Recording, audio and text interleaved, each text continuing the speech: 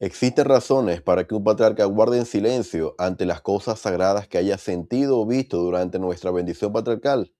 Mi nombre es Carlos Méndez y sean todos bienvenidos al La Preludio. obra más importante del mundo se está llevando a cabo ahora mismo como preludio esencial de la segunda venida del Señor.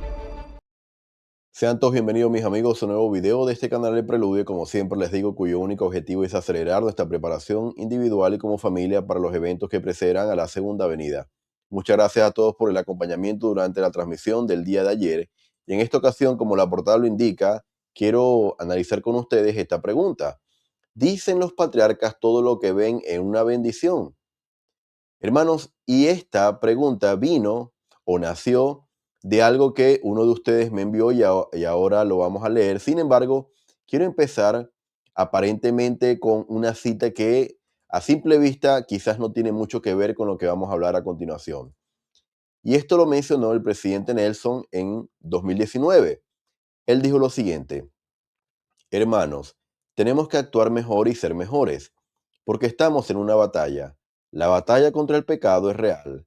El adversario está cuadriplicando sus esfuerzos por desestabilizar testimonios e impedir la obra del Señor. Está armando a sus secuaces con potentes armas para evitar que participemos del gozo y del amor del Señor. Esto lo dijo el presidente Nelson en un mensaje llamado Podemos actuar mejor y ser mejores.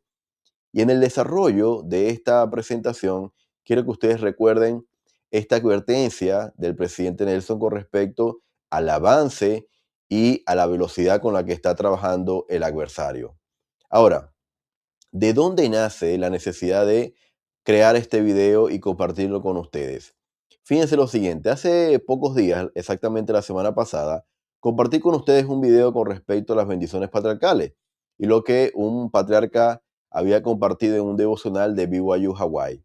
En ese video, un miembro de la comunidad del Preludio, con usuario Santiago 60542, ese que ven ahí, escribe lo siguiente: hermano, soy patriarca de Estaca y en enero del año 2005 los presidentes de Estaca y patriarcas fuimos capacitados por el presidente Hinckley y tres miembros del Quórum de los 12.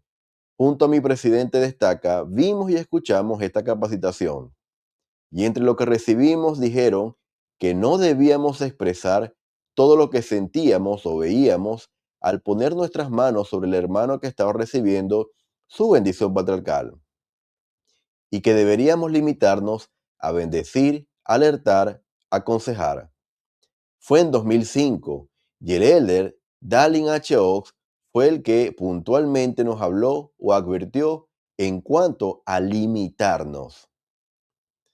Hermanos, este comentario precisamente a mí me creó mucha expectativa para saber cuáles serían estas razones por la cual un patriarca se limitaría al colocar las manos sobre nuestra cabeza mientras nos da una bendición patriarcal.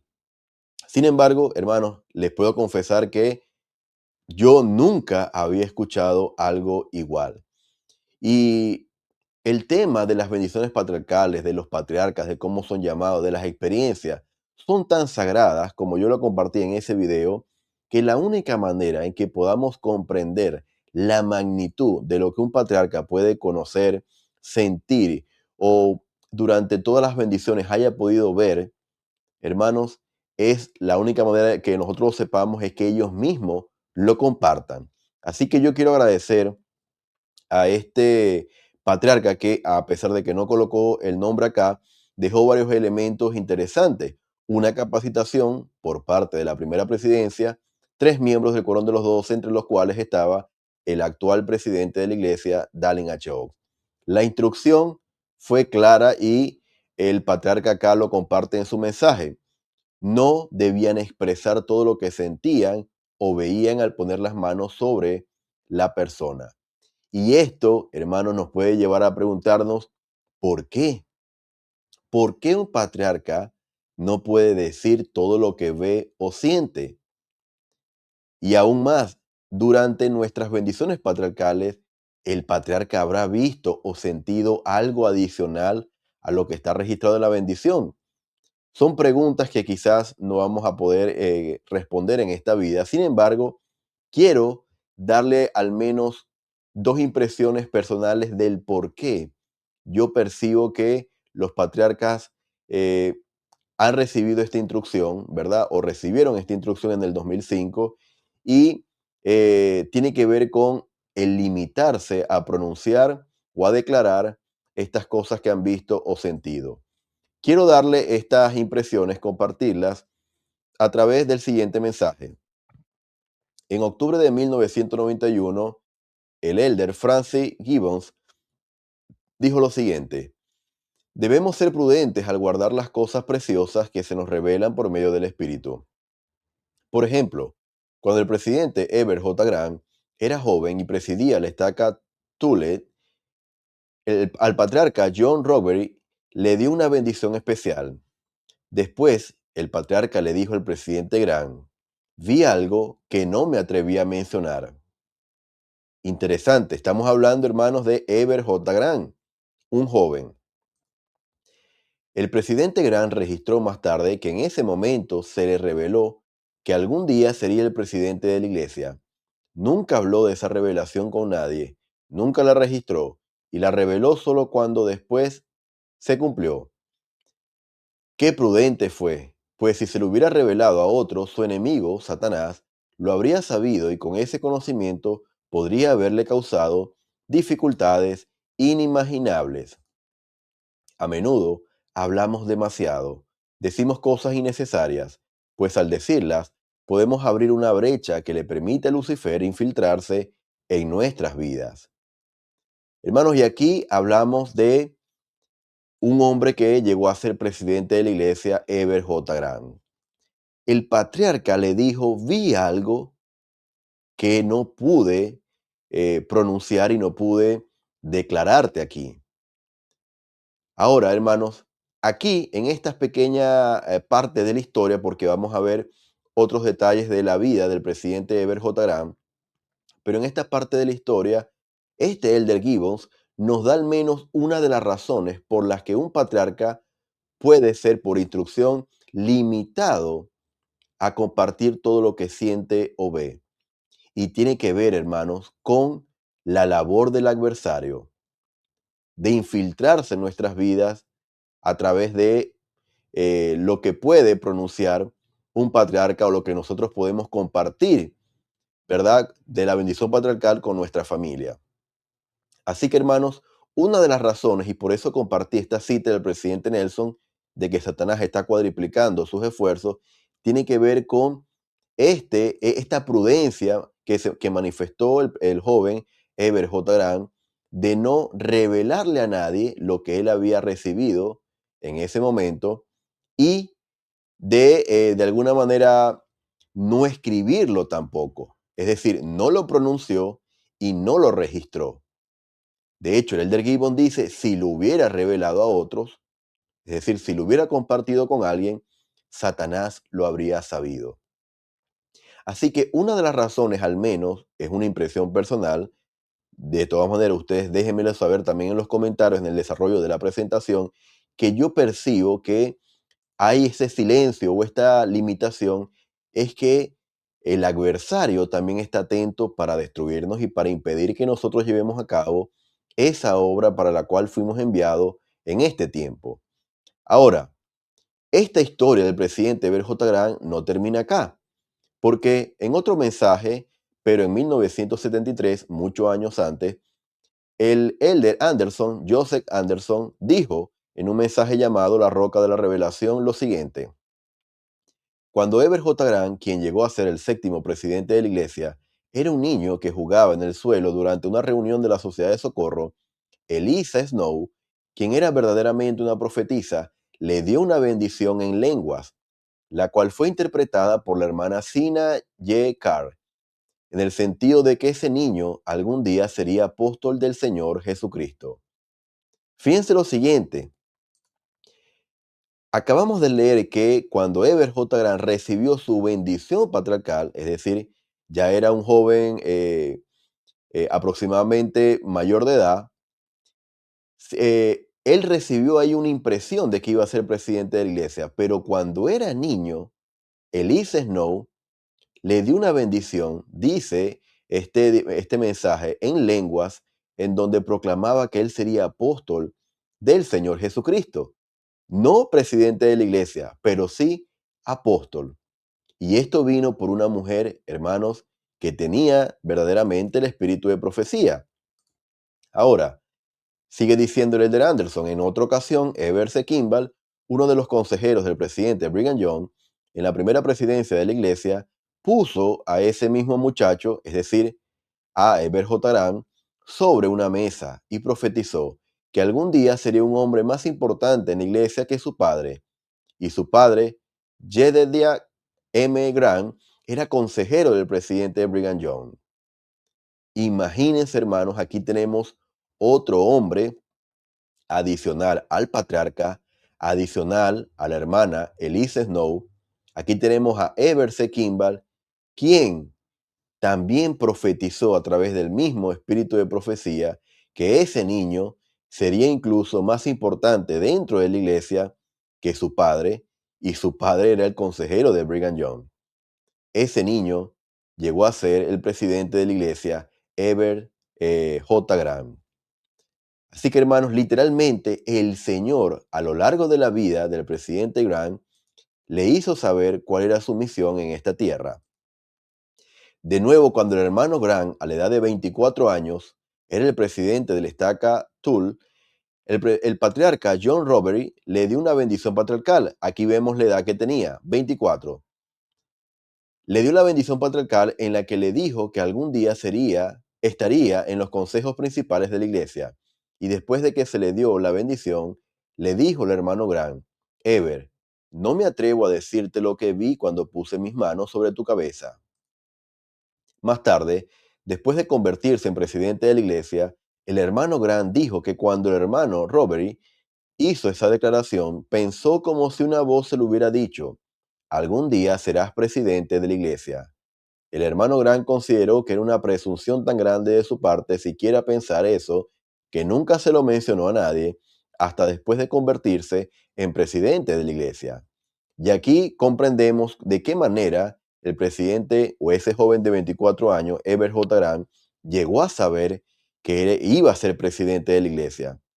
No lo supo por el patriarca que pronunció las palabras, lo supo por una voz que le habló y le dijo: algún día serás presidente de la iglesia. El mismo espíritu le estaba confirmando lo que el patriarca también había visto, pero no le podía decir.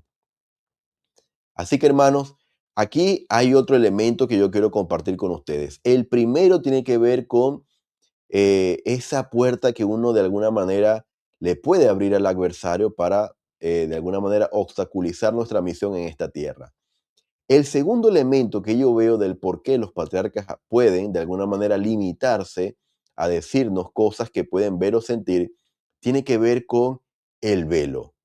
Es decir, un patriarca con el espíritu de profecía, hermanos, por este manto que tienen, pueden ver cosas en nuestro futuro, bendiciones, promesas que de nosotros saberlas, hermanos, podríamos de alguna manera quitarnos ese velo. Es decir, dejaríamos de actuar por fe.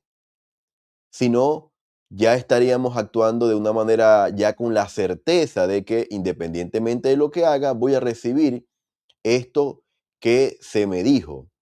Así que esto también fue una prueba y un gran peso de responsabilidad para el joven Heber J. Grant, porque el hecho de que a los 24 años se le dijera que iba a ser presidente de la iglesia, hermanos, eso trae como consecuencia algo que, compartiendo con una amiga del canal, me decía: imagínense que alguien le diga que va a recibir un llamamiento importante mientras le dé una bendición patriarcal cuando es joven. Eso puede llenar de ansiedad, de preocupación, de saber si se está haciendo las cosas bien, de saber si va en el camino correcto. Todo este tipo de pensamientos, estoy seguro que lo tuvo en algún momento el joven Heber J. Grant. Sin embargo, se mantuvo fiel, guardando los convenios y preparándose para lo que algún día iba a recibir. la responsabilidad sagrada de dirigir la iglesia en esta tierra, de ser el profeta del Señor. Así que hermanos, aquí vemos entonces algunos elementos del por qué percibo que algunos patriarcas pueden guardar silencio con respecto a estas cosas sagradas. Ahora, este Elder Anderson siguió diciendo, en el primer capítulo del libro de Jeremías en la Biblia, el Señor al hablar con el profeta Jeremías dijo, antes que te formase en el vientre te conocí, y antes que nacieses te santifiqué, te di por profeta a las naciones. El Señor no solo sabía quiénes serían sus gobernantes, sino que sin duda existía un diagrama o esquema preparado que mostraba los tiempos de las diversas dispensaciones del Evangelio, los acontecimientos que tendrían lugar en esas dispensaciones y las condiciones que precederían a esos periodos de tiempo. En los días de Nabucodonosor, el Señor conocía los reinos que surgirían sobre la tierra, conocía el tiempo en que el reino de Dios sería establecido, conocía aquellas almas escogidas, sus profetas en esta dispensación, José Smith y quienes le sucedieron, conocía y conoce hoy el destino de su iglesia y su reino, que se extenderá y cumplirá los propósitos indicados en aquel extraordinario sueño, hablando del sueño de Nabucodonosor. ¿Cómo es posible que en nuestros días, a través de sus patriarcas y profetas, el Señor pueda y lo haga? ¿Cómo pueden dar a conocer las condiciones relativas al futuro? ¿Cómo pueden predecir que ciertas personas serán apóstoles y profetas en su iglesia, incluso cuando dichas personas son apenas niños pequeños o jóvenes en el momento de la predicción?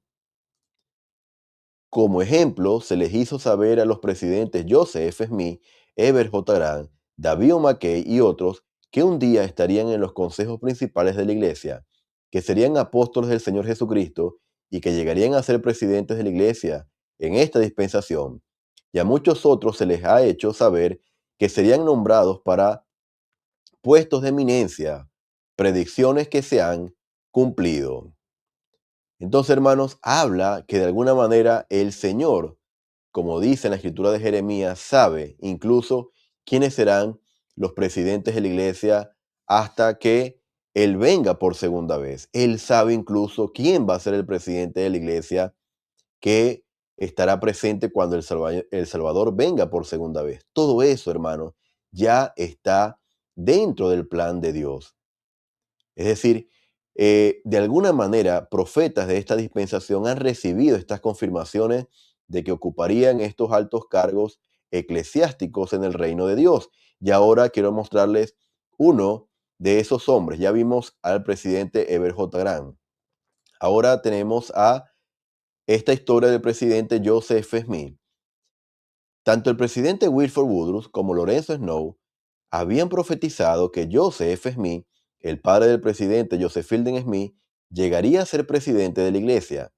37 años antes, en las Islas Hawaianas, cuando el presidente Snow, entonces miembro del Consejo de los Doce, estuvo a punto de morir ahogado, declaró que el Señor le había revelado que este joven, Joseph Smith, algún día sería el profeta de Dios en la tierra.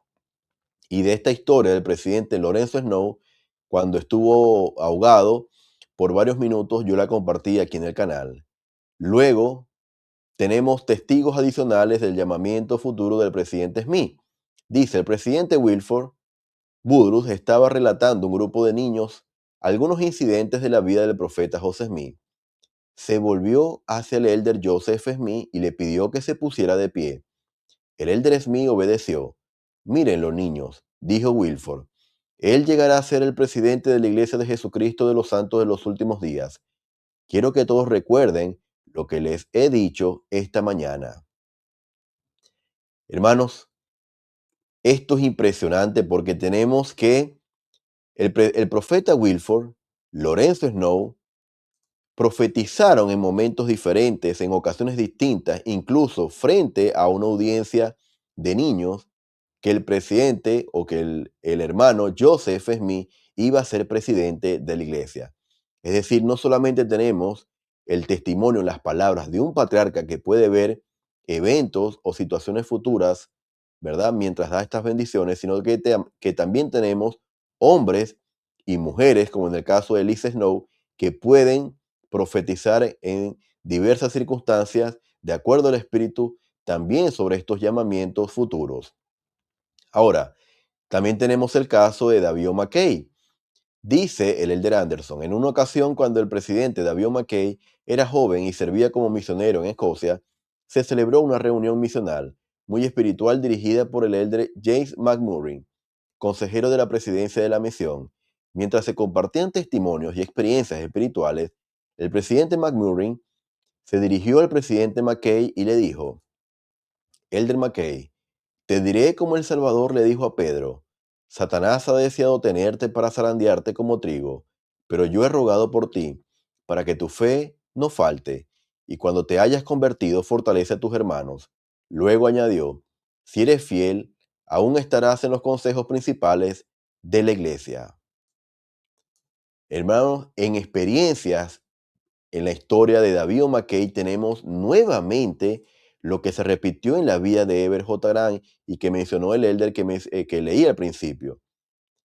Aquí un elder le dijo: Elder McKay, Satanás ha deseado tenerte para zarandearte. Hermanos, que imagínense la magnitud de uno escuchar eso. Te diré como el Salvador le dijo a Pedro.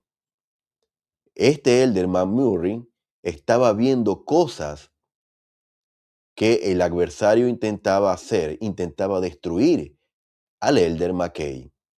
Y le hizo una promesa: si aún eres fiel, estarás en los consejos principales de la iglesia, como parte de esa profecía de su futuro llamamiento como presidente de la iglesia.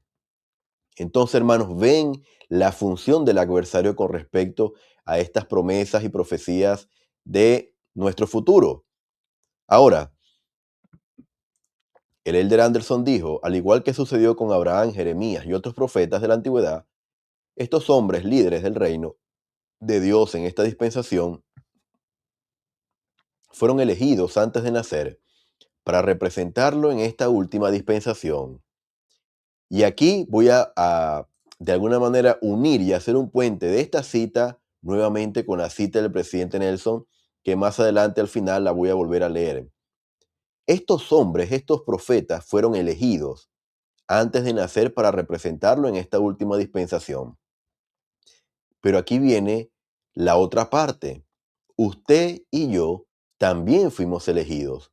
Independientemente de la situación espiritual que usted esté viviendo ahorita, usted y yo fuimos elegidos para nacer en este momento, en esta etapa final, previo a la segunda venida del Salvador Jesucristo. Y la otra parte de la historia que pocas veces recordamos es que Satanás también estaba ahí cuando usted y yo fuimos elegidos. Hermanos, esa es la importancia de nosotros prestar atención a estas cosas sagradas y de mantenernos dentro de la senda de los convenios para ser merecedores de estas bendiciones y responsabilidades futuras. Ahora, fíjense lo siguiente. Esto forma parte de el mensaje del elder Dilworth Young de 1974, en un mensaje que se llama Para que se cumplan las Escrituras. En este mensaje, el elder Young dijo: en estos últimos tiempos se han dado profecías sobre hombres de igual importancia inspiradas por pura fe a personas leales y virtuosas. Son tan proféticas como si hubieran sido pronunciadas por los grandes profetas. Hace unos 65 años, la hermana Mary Kimball, esposa de Crucier Kimball, vio a un niño pequeño subirse a una carreta conducida por su padre, Andrew. Mientras se alejaban, se volvió hacia su esposo y sintió la inspiración de decir: ese niño algún día será profeta del Señor. Ese niño está hoy aquí presidiendo esta conferencia como presidente de la iglesia. El presidente es Spencer W. Kimball. Hermanos, nuevamente vemos cómo el don de revelación y profecía se ve manifestado no solamente a través de profetas, no solamente a través de apóstoles, no solamente a través de patriarcas, sino incluso también a través de hombres y mujeres justos, como en este caso, esta hermana Mary Kimball, quien profetizó, ¿verdad?, que ese niño, Spencer W. Kimball, sería presidente de la iglesia. Ahora, Siguió diciendo este élder, todas estas variantes del don de profecía se manifiestan en aquellos cuyas vidas merecen la presencia del Espíritu Santo. ¿Acaso no fue el profeta José Smith quien afirmó que el espíritu del Espíritu Santo es el espíritu de profecía? Todos deberíamos buscarlo y dejarnos envolver por su benéfica influencia. Todas estas profecías grandes y pequeñas dan testimonio de que el Señor conoció el fin desde el principio y advirtió y predijo a quienes quisieron escuchar acerca de la marcha solemne y segura de la obra de Cristo hacia su conclusión definitiva. Nosotros, los que estamos aquí hoy, somos parte de ese gran movimiento. Si cumplimos bien con nuestra parte y sostenemos al Señor Jesucristo y a su profeta viviente, todo nos irá bien. Hermanos, somos nosotros los que estamos en esta conclusión definitiva, en esta parte final previo a la segunda venida. Hermanos, nosotros fuimos elegidos, al igual que estos grandes e importantes hombres que llevaron cargos relevantes en el reino de Dios en estos últimos días. Por eso, el presidente Nelson nos advirtió, y así lo percibo yo, porque él conoce cuál es nuestra misión en esta tierra, de preparar al mundo para la segunda venida de Jesucristo. Por eso es que sus esfuerzos se han cuadriplicado. Ni usted ni yo tenemos la capacidad espiritual de ver la magnitud y el peligro que representa el adversario. Solamente el atalaya en la torre, un profeta del Señor, puede decirnos sobre los peligros y de alguna manera puede especificar, de hecho, los esfuerzos, a tal punto de decir que el adversario está cuadriplicando sus esfuerzos, está armando a sus secuaces y estamos en una batalla. Y esta batalla espiritual, él dijo en la cuarta línea, es real. Hermanos, estamos en una batalla real. Y más allá de que el patriarca que nos dio una bendición pudiese haber visto o no, sentido o no, algunas cosas importantes con respecto a nuestro futuro, hermanos, somos nosotros los que tomamos la determinación y la decisión de seguir al Señor. Es mi deseo que a través de estas cosas podamos elegir al Señor, ser discípulos verdaderos de Él, para que cuando Él venga nos pueda reconocer. Testifico de que el Salvador vive, que esta es su iglesia y que en preparación para la segunda venida, Satanás va a seguir esforzándose por impedir que logremos nuestra misión en esta tierra. Testifico de estas cosas y de la segunda venida. En el nombre de Jesucristo. Amén. Mis amigos, gracias por haberme acompañado en esta ocasión. Los invito a que puedan compartir el video, reaccionar con un me gusta y dejarme saber sus impresiones en la cajita de comentarios. En la descripción del video van a encontrar los enlaces que utilicé para llevar a cabo esta presentación. Y me gustaría dejarlos con una pregunta. ¿Cuáles piensan ustedes que serían algunas razones adicionales por las que un patriarca pudiese no decir todo lo que ve y siente al momento de dar una bendición patriarcal? Déjenme esas razones que ustedes piensan en la cajita de comentarios y estaré atento a leer sus comentarios. Gracias y nos estaríamos viendo en una próxima ocasión. La obra más importante del mundo se está llevando a cabo ahora mismo como preludio esencial de la segunda venida del